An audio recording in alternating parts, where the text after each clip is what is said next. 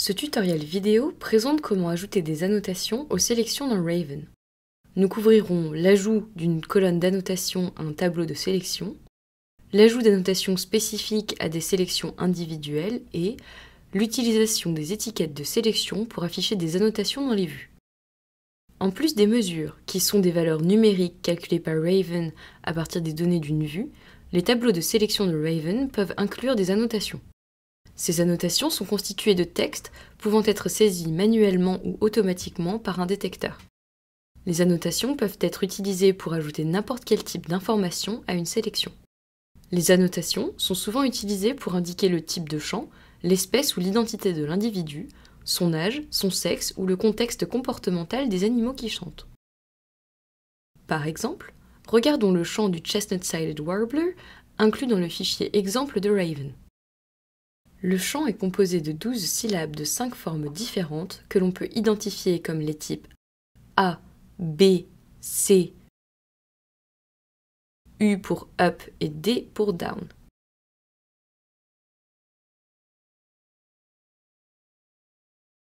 Pour entrer des annotations lorsque je fais des sélections autour de ces syllabes, il faut cliquer avec le bouton droit de la souris sur la ligne d'en-tête du tableau de sélection et choisir Add Annotation Column.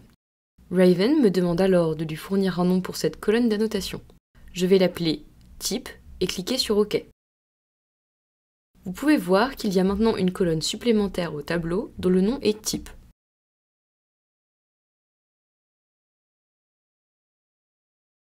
Je vais maintenant dessiner une sélection.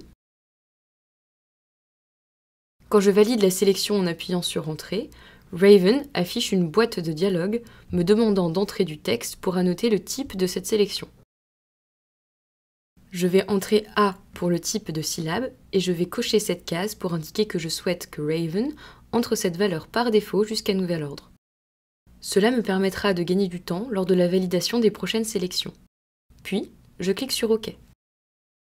Remarquez dans le tableau que la notation A apparaît dans la colonne type.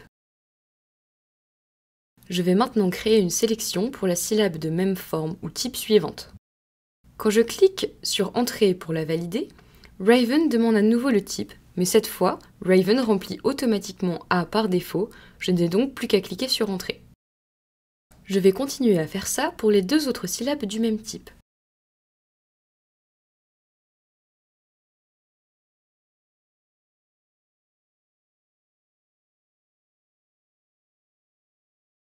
Maintenant, je vais créer une sélection pour la première syllabe de type B. Cette fois, je change la valeur par défaut de A en B et coche à nouveau la case pour indiquer à Raven d'utiliser cette valeur par défaut. Je vais continuer et ajouter ainsi des annotations à toutes les syllabes restantes.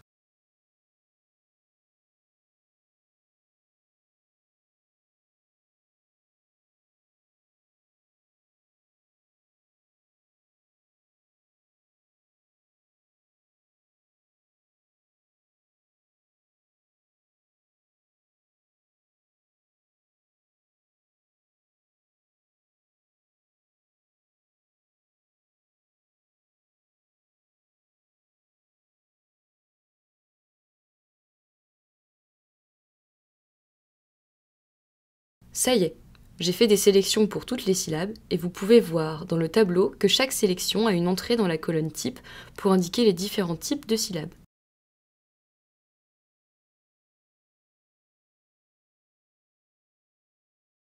C'est souvent pratique d'avoir les annotations affichées directement sur le spectrogramme.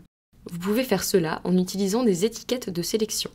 Pour afficher les annotations en utilisant les étiquettes de sélection, cliquez avec le bouton droit de la souris sur le spectrogramme et choisissez dans le menu Configure Selection Labels. Une fenêtre de dialogue apparaît, vous permettant de contrôler quel texte est affiché dans les étiquettes de sélection que Raven affiche au-dessus de chaque cadre de la sélection dans le spectrogramme. Par défaut, Raven affiche seulement l'identifiant de sélection au-dessus de chaque sélection. Cependant, vous pouvez aussi afficher la valeur de n'importe quelle colonne actuellement dans le tableau de sélection en la sélectionnant à partir de la liste déroulante sur le côté droit de la fenêtre de dialogue. Si vous faites défiler cette liste vers le bas, vous pourrez voir le champ d'annotation type. Pour ajouter le type aux étiquettes de sélection, double-cliquez dessus. Vous pourrez alors instantanément voir l'étiquette type apparaître à côté de l'identifiant de sélection. Par défaut, Raven sépare les éléments des étiquettes de sélection par un espace, comme ici l'identifiant de sélection et le type.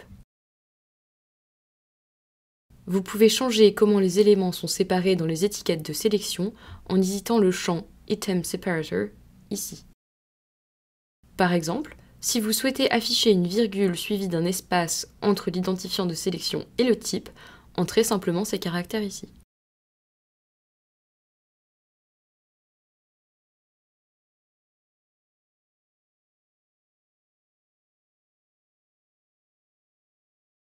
Si vous souhaitez changer une annotation existante, vous pouvez double-cliquer dans la cellule Annotation correspondante dans le tableau et y entrer le texte.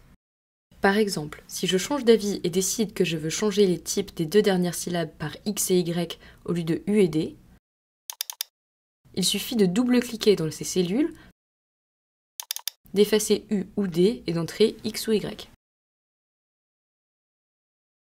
Je peux aussi changer le nom d'une colonne d'annotation.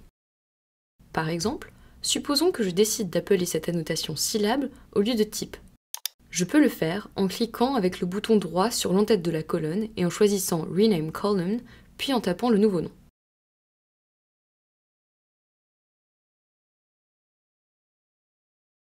Cela conclut notre introduction aux annotations et aux étiquettes de sélection.